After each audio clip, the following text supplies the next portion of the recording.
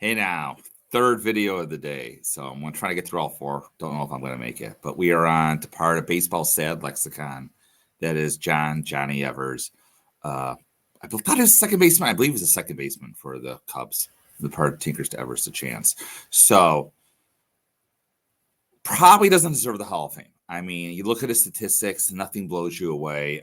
He did have a couple of great seasons, particularly when he was with the Cubs when they won the pennants back in the 06 team. He was MVP, believe it or not, or whatever they considered an MVP when he was traded to the Boston Braves, I think 1912. I could be wrong with that. Had a pretty debilitating stroke in 1942, but he was the sole representative of Baseball Sad Lexicon. They all got in the Hall of Fame in 1946. He was there, no question about it. I don't know if he was signing or not. I don't know how debilitating the stroke was, and he died a year later. Now, his autograph, you would think, would be not tough. I don't know. He's kind of like a medium. He's definitely a four-figure autograph. I've talked it before with the Frank Chance video. There's only one or two items out there that have the Evers with the Tinkers, Evers, and Chance all together. Those are very, very rare items. There's only a couple known to exist in private hands. But Evers, probably the good thing about it, you know what? Rather than talk about it, let's take a look at the autograph analysis of Johnny Evers. So hold on here while we go to our screen. Again, I like to start the PSA. So what's interesting about John Evers is what I always look for with his autographs here. And unfortunately, this one's on a slant. So let's just, okay, here we go. So this is better. Usually what I look for is his top half of his autograph is much more open than the bottom half, and even with the writing. So you can see right here what I'm talking about. You see like right here how like when he opens his letters up, the D is very tall. I mean, very big, very loopy. The S is very big. The A is very big. This S is very big, and the John here is very big.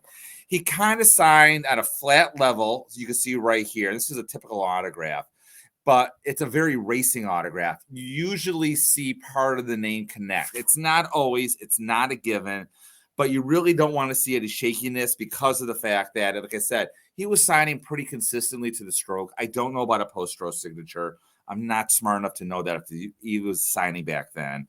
So if I'm looking for his autograph today, I'm not buying a cut. That's the bottom line. It's just too risky. Even though I think he's a fairly difficult autograph to forge, the problem is he's such a popular name is the fact that you just have to be careful. So, I mean, let's just keep moving through the PSA database. Again, here's another one. Again, you see how this top, the J, is much more open than the bottom. That's what I want to see. As is very common. You're going to see a lot of times he signed John J. Evers, but like all the letters connecting and racing. You can see the race right here. The S sometimes would come back, sometimes it would go out. But again, what I'm looking for is big open letters sort of falling to the right. If you can see that right here, everything's sort of towards the right. Let's just keep going on right here. I think Jim Stinson may have said there's a lot of letters out there. He was very active, and for money, he would endorse almost anything. So his letters are not terribly rare. Also, there's a lot of endorsements out there. Again, right here, I don't like the slant as much as this, though. I do like the racing right here for the J to the Evers. As you can see right here, it's big open loop at the top, closed at the bottom. If this were on a letter, yeah, I don't think it's wrong. Again, right here, you can see right here, very open, the top is very open is what you want to see. The big J's connecting to the J, everything racing, everything connected. You see how that big J is and that big J, and it races, connects to the E, and it's falling to the right. Again, this is what you want to look for when you're looking for a Johnny Evers autograph. So that looks like a similar one we already see. This is, again, a beautiful letter. Now, what's interesting about John Evers is they are out there that are rare, they're expensive, but he sometimes did inscribe on his letters Tinker to Evers to Chance. I had a chance to buy one. I didn't. My mistake. So, but again, there's a lot of letters out there with Johnny Evers' company. Like I said, he owns a sporting goods company in Albany. But again, this is exactly what you want to see right here. Big J's, big J's. You see right here, big J's. Up here, the S is very common. Like you're going to see an S. You're looking for big letters at the top, smaller at the bottom. Beautiful letter right here. I've seen this. We'll see it again. This, for some reason, is a common FTC, which first day commemorative envelope. They're out there. I'm not saying they're bad. I'm just not a fan of these too much. Again, you see how they race. It doesn't lean to the left as much as, to the right as much as I would like, but it's nice and open. There's so many of these out there. I would stay away from them. And again, we're back to, again, a nice dated thing. Again, these are very rare photos if you see one here. But again, a nice big rounded S is what you want to see. The J connected to, it's on a nice level plane. Unfortunately, a couple of these signs he signed at a 45-degree angle. This came out of a very famous collection, the Sporting News Supplement collection. Again, a very rare signed photograph of him. This was signed to C.S. Stein. It all came from one collection again, but what you want to see here, big open S's, big J's. And again, Ron talks about forgeries with Evers, and the forger, whoever did it, when Evers dated, he wrote out the first date. He didn't sign, like, for example, today, 1/15/23. He wrote out January 15, 2023, or whenever this was signed, manager, 1910 to 1921. This is with his time as Boston, obviously. So, I mean, I was looking for an autograph with the forgery. I couldn't find it. Again, Evers' letterhead, you want to see this, very common. He endorsed everything for money. And again, you can see the racing thing. This is an earlier autograph of his during his playing career. So during his playing career, which again is very rare, his autograph didn't slant to the right, but it's still a racing effect where the J is connected to the E, which is you want to see, and it's top heavy. Again, 1938. This is again, I think this is good. And again, this is a rare Tinker to Everest chance. So I just want to move on a little bit right here. So REA, for some reason, some Cubs executive, that's what'll pick something up. A lot of Cubs information stuff came out recently, and like his managerial contract and some endorsed checks came out. I think they're all good, but again, you can see right here, these are like, seems a little high to me. I'm trying to see when these were sold, 2020, 2014, 2010. So his managerial contract came out, like a bunch of stuff came out in the last 2 or 3 years. Again, here's a beautiful letter signed by him. Again, first day cover, 2000. 2000 seems a little bit high, the 2700 range, but he's going to be in that 2000 to 3000 range. But you can see right here, like endorsed check.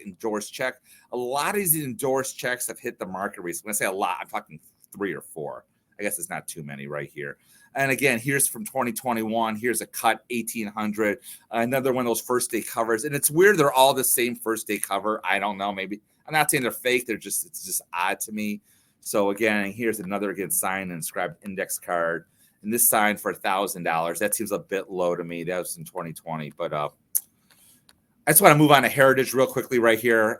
So before we go back, this is the autograph I actually have in my collection. This very autograph right here. You can see what I paid for it. It's not the most beautiful autograph. I bought it more for the content. It matches very closely with my Tinker lever for Tinkers and Evers. Very the same content regarding the same, just about the same information. So unfortunately, the autograph's a little bit smaller down here, but it has a beautiful full name, full writing. And if we go back to Heritage right here, and we go to the top right here, I'm going to go to the top. I think I sorted it by date. So again, you can see last year an autograph sold. And again, this is a beautiful, nice flowing signature. He signed sometimes, like I talked about, going up at a 45-degree angle, and he dated it full 1943. This is what you want to see in an autograph. And this sold for $1,800. And I guess this autograph, besides what came out recently in Heritage, you haven't seen that much. This sold in 2020. Again, this is a beautiful letter endorsing something. Oh, Dear Ford Frick. Life-size pass. We talked about this. My guess, this sold so cheap. My guess is this was stolen. I really feel this was stolen. My personal opinion. Anything to Ford Frick lifetime pass, stolen. My opinion. So I would stay away from that. Maybe that's why that sold cheap. So maybe his autograph is in the 2,000 to 3,000 range now. Like everything's gone up recently. Like again, here's a beautiful signed index card. Tinker Ever to Chance GPC. Someone got a great deal on that for $1,700. Beautiful autograph, government postcard, big S, the big J you want to see racing, and you got the full Tinker to Ever to Chance. This is a gorgeous postcard. So congratulations if you're the owner of that.